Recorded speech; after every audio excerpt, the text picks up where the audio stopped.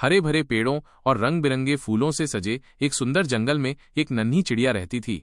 उसका नाम था चिंकी। वो बेहद चंचल, जिज्ञासु और समझदार थी। हर सुबह सूरज की पहली किरण के साथ उसकी चहचहाहट जंगल को मधुर संगीत से भर देती थी। उसकी छोटी सी दुनिया में सब कुछ इतना सरल और सुंदर था। उसकी चोंच से निकली हर धुन जैसे जंगल की आत्मा में घुल जाती थी, उसे जीवंत बना देती थी। लेकिन आज सुबह चिंकी के चेहरे पर वो जानी पहचानी मुस्कान नहीं थी। वह एक शाखा पर बैठी थी, सिर झुकाए। उसकी नन्ही सी आंखें कुछ उदास थीं, मानो किसी गहरे विचार में डूबी हों। उसके पंखों का रंग भी आज कुछ फीका लग रहा था, जैसे उसके भीतर की चमक कहीं खो गई हो। क्या हुआ चिंकी? पास ही उड़ती हुई मीना मैना ने प्यार से पूछा। मीना, जो हमेशा चिंकी को अपनी छोटी बहन मानती थी, उसकी उदासी को तुरंत भांप गई। उसकी आवाज में ममता और चिंता घुली हुई थी। मीना दीदी, चिंकी ने धीमे स्वर में कहा। उसकी आवाज में एक हल्की सी कंपन थी। मुझे समझ नहीं आ रहा मैं क्या खाऊं। हर दिन मैं दाने और कीड़े खाकर थक गई हूं। कुछ अलग, कुछ स्वादिष्ट खाने का मन है। उसके शब्द एक गहरी हताशा को दर्शा रहे थे। यह सिर्फ खाने की बात नहीं थी, ये एक नन्ही आत्मा की बोरियत और कुछ नया खोजने की आतुरता थी। उसे लग रहा था कि उसकी छोटी सी दुनिया में कुछ कमी है, कुछ अनजाना जो उसे पूरा कर सकता है। मीना मुस्कुराई। उसकी मुस्कान में अनुभव और समझदारी की चमक थी। खाने का स्वाद तब आता है जब मेहनत खुद करो। चलो, तुम्हें कुछ नया खोजने में मदद करते हैं। मीना ने अपनी उड़ान भरी और चिंकी को साथ चलने का इशारा किया। यह सिर्फ भोजन की तलाश नहीं थी, यह एक यात्रा थी, आत्मखोज की, नए अनुभवों की और जीवन के असली स्वाद को समझने की।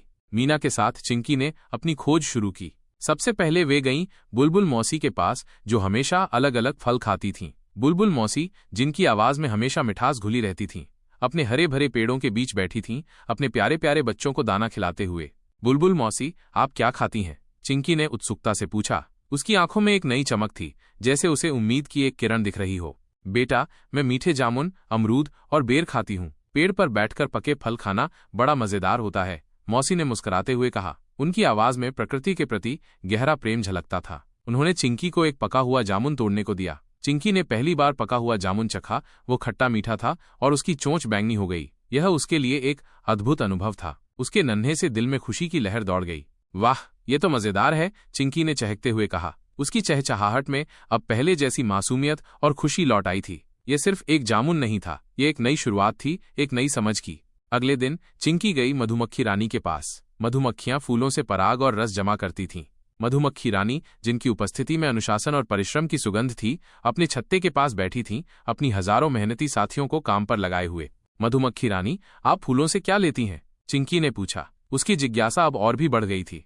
हम फूलों का रस लेते हैं, जिसे मधु कहते हैं। लेकिन ध्यान रहे, फूलों को बिना नुकसान पहुंचाए रस लेना ही हमारी कला है, मधुमक्खी रानी ने समझाया। उनके शब्दों में एक गहरा सम्मान था, प्रकृति के प्रति एक जिम्मेदारी थी जो वे पीढ़ी दर पीढ़ी निभाते आ रहे थे। चिंकी ने एक फूल के पास जाकर उसकी पंखुड़ियों को सूंघा और हल्के से रस चखा। उसकी आंखें चमक उठीं। ये स्वाद उसके लिए बिल्कुल नया था, मीठा और सुगंधित। ये तो मीठा और सुगंधित है, वह बोली। उसके चेहरे पर आश्चर्य और प्रसन्नता का भाव था। उसे महसूस हुआ कि प्रकृति में कितनी विविधता है, कितने रहस्य छिपे हैं।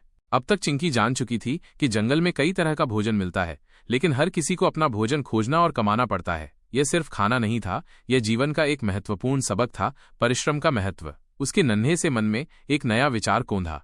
चिंकी ने एक दिन सोचा, क्यों न मैं अपना खुद का छोटा बगीचा बनाऊं। यह विचार उसके दिल में एक रोशनी की तरह चमका। उसे महसूस हुआ कि वो भी कुछ बना सकती है, कुछ ऐसा जो उसका अपना हो। उसने पेड़ों की डालियों के बीच कुछ बीजों को एक छोटी सी जगह में गिराया। वहां नन्हे पौधे उगे। पास के तालाब से पानी लाकर वो पौधों को सींचती रही। उसकी नन्ही सी चोंच में पानी की एक एक बूंद लाना कितना मुश्किल था, लेकिन उसके मन में एक दृढ़ संकल्प था। वो हर सुबह उठकर अपने नन्हे पौधों को देखती, उन्हें प्यार से सहलाती। कुछ ही हफ्तों में वहां छोटे छोटे फूल और फल आने लगे। ये उसके लिए एक चमत्कार था, उसके अपने हाथों का कमाल। अब उसके पास थी ताजा हरी घास, रंग बिरंगे फूल, कुछ जड़ी बूटियां और जामुन के बीज से उगा एक छोटा सा पौधा। उसका बगीचा उसकी मेहनत और लगन का प्रतीक था। अब चिंकी रोज कुछ न कुछ नया खाती, कभी पका फल, कभी फूलों का रस, कभी ताजा कीड़े, कभी बीज, और सब कुछ संतुलन में। उसने सीखा कि सिर्फ स्वाद के लिए नहीं, सेहत के लिए भी सोचकर खाना चाहिए। उसके आहार में अब विविधता थी, उसके जीवन में अब पूर्णता थी। एक दिन उसने सभी पक्षियों को बुलाया और अपने बगीचे में दावत दी। जंगल के कोने कोने से पक्षी आए चिंकी के इस अद्भुत बगीचे को देखने। उनकी आंखों में आश्चर्य और प्रशंसा थी। ये सब मैंने खुद उगाया है, चिंकी ने गर्व से कहा। उसकी आवाज में एक अजीब सी चमक थी जो उसके परिश्रम और सफलता को दर्शा रही थी। तोते ने कहा, वाह चिंकी, तुम्हारा भोजन तो स्वादिष्ट भी है और सेहतमंद भी। तोते की आवाज में सच्ची प्रशंसा थी। चील बोली, तुम जंगल की सबसे समझदार चिड़िया हो। चील, जो हमेशा अपनी दूरदृष्टि के लिए जानी जाती थी, उसने चिंकी की बुद्धिमत्ता को सराहा। चिंकी मुस्कुराई, खाना सिर्फ पेट भरने का जरिया नहीं, ये प्रकृति से जुड़ने और खुद की मेहनत का सम्मान करने का तरीका भी है। उसके शब्द सिर्फ एक चिड़िया के नहीं थे, बल्कि एक नन्ही दार्शनिक के थे, जिसने जीवन का एक गहरा सत्य जान लिया था। चिंकी अब सभी नन्हे पक्षियों को भोजन के बारे में सिखाने लगी। वो कहती, प्राकृतिक भोजन सबसे अच्छा होता है। मेहनत से पाया गया भोजन अधिक स्वादिष्ट होता है। भोजन की विविधता जरूरी है ताकि शरीर स्वस्थ रहे। बर्बादी न करें, जितना चाहिए उतना ही लें। चिंकी अब केवल एक चिड़िया नहीं थी, वो बन गई थी एक प्रेरणा। छोटे बड़े सभी पक्षी उसके बगीचे में आते, कुछ नया सीखते और कुछ स्वादिष्ट पाते। उसका बगीचा सिर्फ भोजन का स्थान नहीं था, ये ज्ञान का केंद्र बन गया था, जहां जीवन के महत्वपूर्ण सबक सिखाए जाते थे। उसने सिखाया, अच्छा भोजन केवल पेट नहीं, दिल भी भरता है।